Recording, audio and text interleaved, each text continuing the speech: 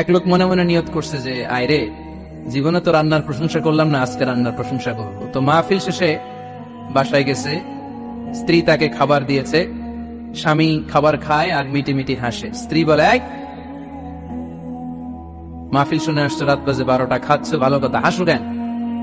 তো স্বামী বলে, হাসি এর কারণ হচ্ছে তোমার রান্নাটা আজকে এত মজা হয়েছে না জীবনে, আজকে বাড়াই বাড়াই পেতেছে তো, জীবনে এত মজার রান্না খাই না। রান্না মজা হয়েছে শুই না। স্ত্রী তো রেগে গেছে, কি গত 10 বছর ধরে তোমার রান্না করে খাওয়াই, একদিনও রান্নার প্রশংসা করলা না, আর আজকে পাশের ঘরের ভাবি একটু গরুর গোশতের তরকারি পাঠাইছিল বাটিতে করে, পাশের ঘরের ভাবি একটু আমাদের বাড়িতে তরকারি পাঠাইছিল, তো ওই তরকারি দিয়েই তোমাকে খাবার দিচ্ছি, আজকে আর রান্না টান্না আমি করি নাই।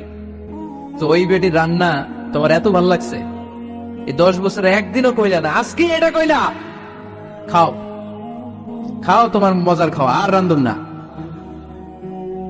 তো প্রশংসা করলে বুঝে শুনে করবেন, একটু এনশিওর হবেন যে রান্নাটা করছিল কে। তা না হইলে কিন্তু ঘরে চুলায় আগুন জ্বলবে না, টানা রোজা রাখা লাগবে, ঠিক কিনা?